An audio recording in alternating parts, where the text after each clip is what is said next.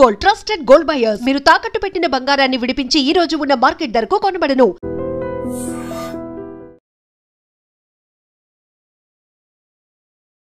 నమస్తే, welcome to I dream. నేను మీ Lakshmi. Age ఫ్యాక్టర్స్లో కొంతవరకు ఎవరినైనా మనం చూస్తే ఈజీగా గెస్ చేయొచ్చు. హెయిర్ ఫాల్ అవుతున్నా, లేకపోతే స్కిన్ లూజ్ అయిపోతున్నా, వయసు మీద పడుతుంది కాబట్టి కామన్ అంటాం. కానీ ఇప్పుడు స్ట్రెస్ కావచ్చు, పొల్యూషన్ అండ్ మనం డస్ట్కి ఎక్స్పోజ్ అవ్వటం, ఇలా రకరకాల కారణాల వల్ల ఫస్ట్ ఇంపాక్ట్ మనకి హెయిర్ పైన, స్కిన్ పైనే పడుతూ ఉంటుంది. చిన్న పిల్లలను కూడా చూస్తున్నాం హెయిర్ ఫాల్ సమస్యతో బాధపడుతున్నారు. మార్కెట్లో ఎన్ని ప్రొడక్ట్స్ ఉండి, ఎన్ని ఎక్స్పెరిమెంట్స్ చేసినా కూడా రీగ్రోత్, అది కూడా హెల్దీ వేలో రావటం చాలా కష్టమైపోతుంది. కానీ ముందే మనం ప్రికాషన్ తీసుకుంటే హెయిర్ ఫాల్ కాకుండా హెయిర్ని స్ట్రెంగ్త్గా మనం చేసుకోవాలి అంటే ఏం చేయాలి, ఎలాంటి ఫుడ్ తీసుకోవాలి, మనం రెగ్యులర్ లైఫ్లో చేస్తున్న మిస్టేక్స్ ఏంటో అడిగి తెలుసుకుందాం. మనతో పాటు డాక్టర్ ఆదిత్య రంగనాథ్ గారు ఉన్నారు, పేషెంట్ కన్సల్టెంట్. సార్తో మాట్లాడి విషయాలు తెలుసుకుందాం. నమస్తే అండి. నమస్తే అండి. సార్, చాలా వరకు హెయిర్ చాలా ఇంపార్టెంట్. ఎందుకంటే కొంత మన బ్యూటీలో, కాన్ఫిడెన్స్లో హెయిర్ చాలా కీలకమైన పాత్ర. కానీ హెయిర్ ఫాల్ అవుతూ ఉండటం చూస్తాం. కొంతమందికి హెయిర్ కట్ అయిపోతూ ఉంటుంది ముక్క ముక్కలుగా, కొంతమందికి రూట్ లెవెల్ నుంచి ఊడిపోతూ ఉంటుంది. ఎందుకు అంటారు? బాడీలో అంటే అందరి బాడీ ఒక టైప్ కాదండి. వాళ్ళకి ఎవ్రీ వన్ అంటే మనకి ఇండివిజువల్గా ప్రకృతి ఉంటుంది, వాతము, పిత్తము, కఫం ఇట్లా. సో దాని బేస్డే మనం ఏమంటారు తీసుకునే ఫుడ్ కూడా దాని మీద బేస్డ్ అయ్యి ఉండాలి. సో ఓకే, మన దోషం ఉంది, ఏదో వాతం ఉంది, పిత్తం ఉంది, సో ఈ దోషాన్ని మనం బ్యాలెన్స్ చేసుకోగలగాలి. దాన్ని క్లియర్ అవుట్ చేసి బ్యాలెన్స్ చేసుకున్నాం అనుకోండి, మనం ఏదైతే మాట్లాడుతున్నాం అంటే హెయిర్ ఫాల్ అనే కాదు, అంటే ఇంటర్నల్గా ఉండే చాలా వరకు డిసీజెస్ వాటి నుంచి కూడా బయటపడచ్చు. సో అయితే ఇప్పుడు ఈ హెయిర్ ఫాల్ ఎలా ఉంటుందో మనం చెప్పాం. ఇప్పుడు వాతం ఉన్న వాళ్ళకి ఏంటి అని అంటే వాళ్ళకి డాండ్రఫ్ వచ్చే అవకాశాలు ఉంటాయి, హెయిర్ ఫాల్ అవుతుంది. అట్లా పిత్తం ఉండే వాళ్ళకి ఏంటంటే ఓవర్ హీట్ ఎక్కువైపోయి గ్రే అంటే వైట్ హెయిర్ వచ్చేయడం, హెయిర్ స్ప్లిట్ ఎండ్స్ ఉండడం, హెయిర్ ఫాల్ అవడం. అట్లా కఫం ఉన్న వాళ్ళకి అంటే థైరాయిడ్ ఉన్న వాళ్ళకి కూడా ఏంటంటే హెయిర్ ఫాల్ అయిపోతుంటుంది, కట్ అయిపోతూ ఉంటుంది. సో అట్లా గమనించవచ్చు.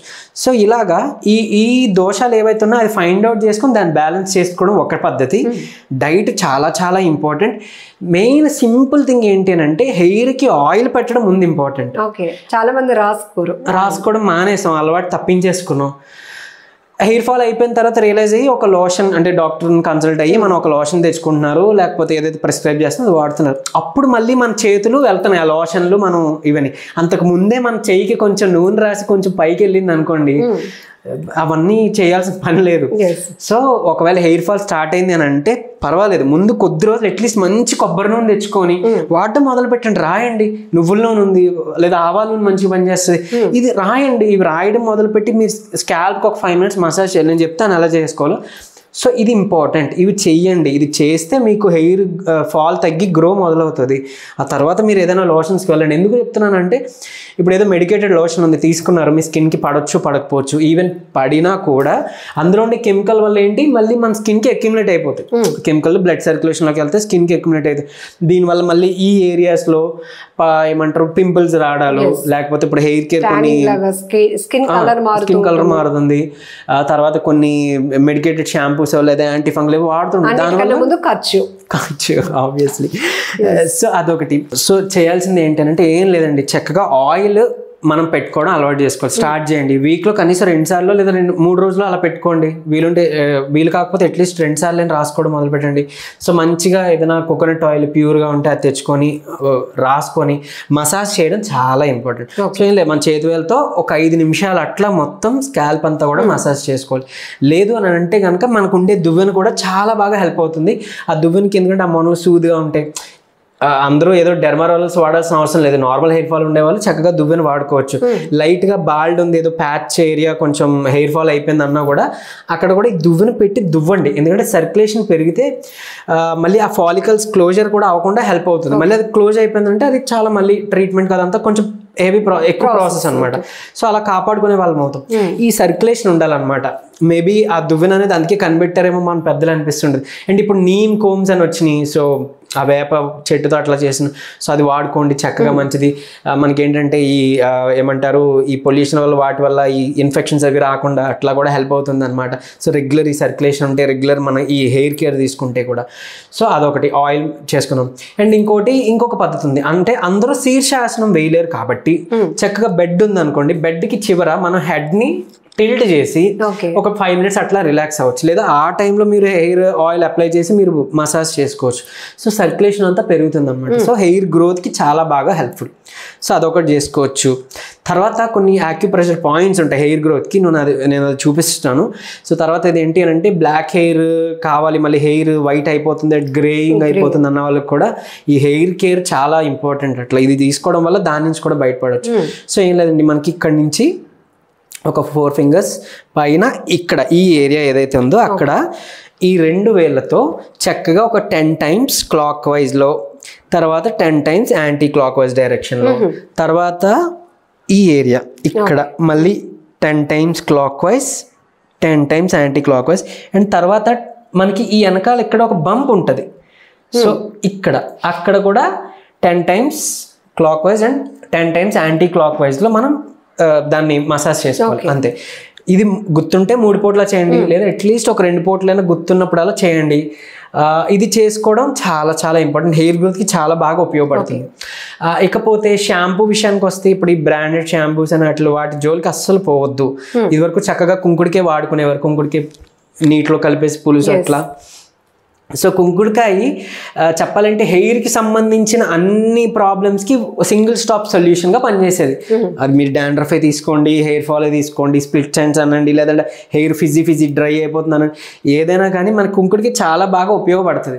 సో అది మనం చేసుకోవచ్చు. లేదా న్యాచురల్ హెన్న, గోరింటాకు అట్లా వాటితో మన హెన్న ప్రిపేర్ చేసి, ఇప్పుడు మళ్ళీ ఏదేదో కెమికల్ బేస్డ్ వచ్చింది, ఇంకోటి ఏదో డైస్ అంటున్నారు. సో ఇలా న్యాచురల్ వేస్ని మనం ఆప్ట్ చేసుకుంటే హెయిర్ స్ట్రెంథనింగ్ అవ్వడం, హెయిర్ గ్రో అవ్వడం, హెయిర్ న్యాచురల్గా బ్లాక్గా ఉండడం హెల్ప్ అవుతుంది అనమాట. సో అలా చేసుకోండి. అండ్ ఈవెన్ కోకోనట్ ఆయిల్ బయటే కాదు, మీరు వీలుంటే ఏదైనా సలాడ్స్లో కోకోనట్ ఆయిల్ మిక్స్ చేసి తీసుకోవడమో, లేదా 20 to 30 ml డైరెక్ట్గా సాయంత్రం పూట తాగడమో చేస్తే కూడా మీకు హెయిర్ చాలా బాగా గ్రో అవుతుంది ఖచ్చితంగా. మన కోల్డ్ ప్రెస్డ్, అదే మన గానుగ నూనె తెచ్చుకుంటున్నాను కదా, అది తెచ్చుకోండి.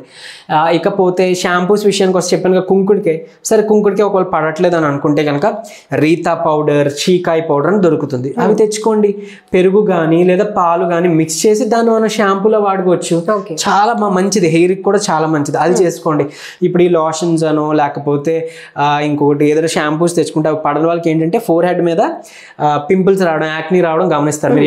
ఎందుకంటే కెమికల్ వల్ల మనకి పడట్లేదు. సో అది లేదా పిగ్మెంట్ అయిపోతుంది, లేదా ఫేస్ అంతా పిగ్మెంట్ అయిపోతుంది. మనం ఎక్కడో డై పెడుతున్నాం హెయిర్కి, లేదా పడని ఒక షాంపూ వాడుతున్నాం అంటే చాలా మంది చాలా ఫేస్ చేస్తున్నారు ఈ ఇబ్బంది. అది మళ్ళీ మనకి రెక్టిఫై అవ్వాలంటే చాలా నెలలు పట్టేస్తుంది. సో దయచేసి ఇవి అవాయిడ్ చేయడం మొదలు పెట్టాలి. తర్వాత డైట్ కూడా చాలా చాలా ఇంపార్టెంట్. చాలా మంది బయట నుంచి హెయిర్ ఫాల్ అవుతుందంటే ఏదో బయట నుంచి ఉన్న ప్రాబ్లం అనుకుంటారు, బయట ఏదో ఒక ప్రోడక్ట్ అప్లై చేసేస్తే సరిపోయిద్ది అనుకుంటారు. కానీ ఇంటర్నల్గా లివర్ హెల్త్ బాగోకపోయినా, బ్లడ్ మనకి క్వాలిటీ బ్లడ్ బాగోకపోయినా, బ్లడ్ ప్యూరిఫైడ్గా లేదు అని అనుకున్నా, టాక్సిన్స్ ఉన్నా కూడా మనకి స్కిన్ మీద ర్యాషెస్ అనో, ఎలర్జీస్ అనో, లేదా హెయిర్ ఫాల్ అనో దీని మీద పడుతుంది. సో అది గమనించుకోవాలి. మనం మంచి ఫుడ్ తీసుకోవడం ఇంపార్టెంట్. సో మంచి ఫుడ్ అంటే ఏంటి? డిహెచ్డి అంటే డైహైడ్రోటెస్టోస్టెరాన్, ఇప్పుడు వింటున్నా డిహెచ్డి బ్లాకర్స్. ఇవి ఏంటి అని అంటే హెయిర్ ఫాల్ అయిపోవడానికి డిహెచ్డి చాలా క్రూషియల్, ఇది పనితీరుగా పనిచేస్తుంది. ఇప్పుడు దానికోసం సప్లిమెంట్స్ యూజ్ చేస్తున్నారు, అలా ఏం అవసరం లేదు. చక్కగా పసుపు, ఒక చిటికెడు పసుపు, తర్వాత పెప్పర్, పైపరిన్ ఉంటుంది పెప్పర్, మనకి పెప్పర్ని కొంచెం యాడ్ చేసుకొని వేడి నీటిలో చక్కగా మరిగించి తాగొచ్చు. పంప్కిన్ సీడ్స్, సన్ఫ్లవర్ సీడ్స్, తర్వాత ఇలాచి, యాలకులు, క్లోవ్స్. సో ఇవన్నీ మిక్స్ చేసుకొని ఏదైనా ఒక బనానాతో కలిపి స్మూతీలా, అంటే జస్ట్ అట్లా మీరు తినొచ్చే స్కూప్గా, లేదంటే దీంతోనే ఈ సీడ్స్ని రాత్రిపూట నానబెట్టేసి ఉదయం బ్రేక్ఫాస్ట్తోనో ఏదో ఒక ప్రోటీన్ షేక్ లాగా ఇలా నట్స్ అన్నీ కలిపి మిల్క్ యాడ్ చేసి చక్కగా మీరు తీసుకోవచ్చు. అలా తీసుకోవచ్చు, లేదా డైరెక్ట్గా నానబెట్టి పొద్దున్న తినొచ్చు. తర్వాత ఇవన్నీ ఏంటంటే ఇంకా చెప్పాలంటే వీటిలో ఉండే ఆయిల్ ఎక్స్ట్రాక్ట్ వస్తాయి, ఈ సీడ్స్ నుంచి వచ్చే ఆయిల్ చాలా మంచిది హెయిర్ గ్రోత్. మనం బాల్డ్ ఫార్మ్ అంటే బాల్డ్ ఉన్న వాళ్ళకి కూడా మనం వాడే ఫార్మ్లో, హెయిర్ ఫార్మ్లలో మన దగ్గర ఉన్న దాంట్లో వన్ ఆఫ్ ది ఇంగ్రీడియంట్ కలుపుతున్నాం అనమాట. సో అదంత బాగా హెల్ప్ చేస్తుంది. అది ఇంటర్నల్గా కూడా మనకి వెళ్ళాలి. ఈ డిహెచ్డి బ్లాకర్స్ అంటారు కదా, ఇది ఇంటర్నల్గా మీరు తీసుకుంటే బయట నుంచి ఏదో సప్లిమెంట్స్ తీసుకోవాల్సిన పని లేదు. లేదా బయట డెఫిషియన్సీస్, జింక్ డెఫిషియన్సీస్ ఉన్నా, హీమోగ్లోబిన్ తక్కువ ఉన్నా కూడా హెయిర్ ఫాల్ అవుతుంది. ఐరన్ డెఫిషియన్సీస్ ఉన్నా హెయిర్ ఫాల్ అవుతుంది అనమాట. సో ఏంటి, ఆమ్లా తీసుకుందాం, డైరెక్ట్గా చక్కగా ఒక 2 ఆమ్లా మీరు తినొచ్చు ఊరబెట్టుకొని, లేదంటే ఒక 2 ఆమ్లా ఒక 4 ముక్కలు చేసేసి మిక్సీలో వేసి వాటర్ వేసి చక్కగా మనం జ్యూస్ చేసుకోవచ్చు. కాన్సన్ట్రేట్ జ్యూస్ ఉంటుంది, దాంట్లోనే అల్లము పసుపు చెప్పాను కదా, ఇప్పుడు చెప్పిన ఇంగ్రీడియంట్స్ యాడ్ చేస్తే మంచి టేస్టీగా ఏమంటారు ఆమ్లా జ్యూస్ వస్తుంది, అంటే హెయిర్ గ్రో జ్యూస్ వస్తుంది. సో అలా తీసుకోండి, మీరు అలా తీసుకోవచ్చు. ఇది హెయిర్ ఫాల్కి చాలా బాగా హెల్ప్ఫుల్. బాదం కలుపుకోవచ్చు, క్యాష్యూ కలుపుకోవచ్చు. సో ఇది ఇంటర్నల్గా డైట్ ఖచ్చితంగా ఉండాలి. మసాజింగ్ ఆయిల్ ఉండాలి, మసాజ్ చెప్పాను అది, షాంపూ దగ్గర తీసుకోవాల్సిన జాగ్రత్త చెప్పాను అదొకటి. తర్వాత చాలా మంది ఒక చలికాలం వర్షాకాలం వస్తుంది, వేడి నీళ్ళు నెత్తి మీద తల మీద వెయ్యి. చాలా మందికి డౌట్ ఉంటుంది, తల స్నానం వేడి నీళ్ళతో చేయడం వల్ల చాలా రీఫ్రెష్మెంట్ వస్తుంది.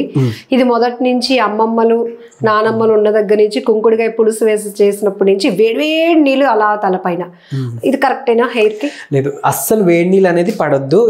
గీజర్స్ అవును, అందుకే ఏం చేస్తారంటే కొంచెం గోరువెచ్చగా అయిన తర్వాత పోని వేసుకోండి. బట్ వేడిగా ఉండదు, హాట్ వాటర్ అంటే బయట వాతావరణం చల్లగా ఉంది కదా బాగుంది కదా అని హెయిర్ మీద పడనివ్వద్దు. అది పడిందంటే మనకి హెయిర్ ఫాల్ అయిపోతుంది, డ్రైనెస్ వచ్చేస్తుంది, ఇదైపోతుంది. అండ్ వాతాదోషం అన్నాము, వాళ్ళు ఏంటంటే డ్రైనెస్, బాడీలో డ్రైనెస్ ఎక్కువ అనమాట. సో వాళ్ళు ఆయిల్ ఉన్న ఫుడ్ కొంచెం ఎక్కువ కన్సంప్షన్ చేయాలి. జనరల్గా ఆయిల్ తగ్గించండి అని చెప్తాం.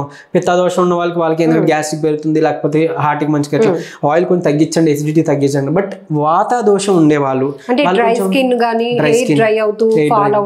హెయిర్ ఫాల్, డాండ్రఫ్ చూస్తాం వాళ్ళు కొంచెం సన్నగా ఉంటారు, వాళ్ళ పర్సనాలిటీ. సో వాతాదోషం, జాయింట్ పెయిన్స్ కూడా కొంతమందికి ఉండే అవకాశం ఉంది వాతంలో. సో ఇట్లా ఏంటి అంటే ఆయిల్ పడాలి. అభ్యంగనం అంటాం, చక్కగా ఒక సండే పూట నువ్వుల నూనె తీసుకొని బాడీ అంతా మనం అప్లై చేసుకొని హెయిర్ టు కింద కాలు వేలు వరకు మసాజ్ చేయాలి. ఈ మసాజ్కి ఒకటి ఏంటి గుర్తుపెట్టుకోవాల్సిందంటే, హార్ట్ ఎటు ఉందో ఆ డైరెక్షన్లో మనం చేయాలి. అంటే లోవర్ బాడీని పైకి మసాజ్ చేస్తాం, పై బాడీని కిందకి మసాజ్ చేస్తాం. ఇది చేసుకొని ఓ పావు గంట చక్కగా ఎండలో కూర్చోండి, విటమిన్ డి కూడా తయారవుతుంది.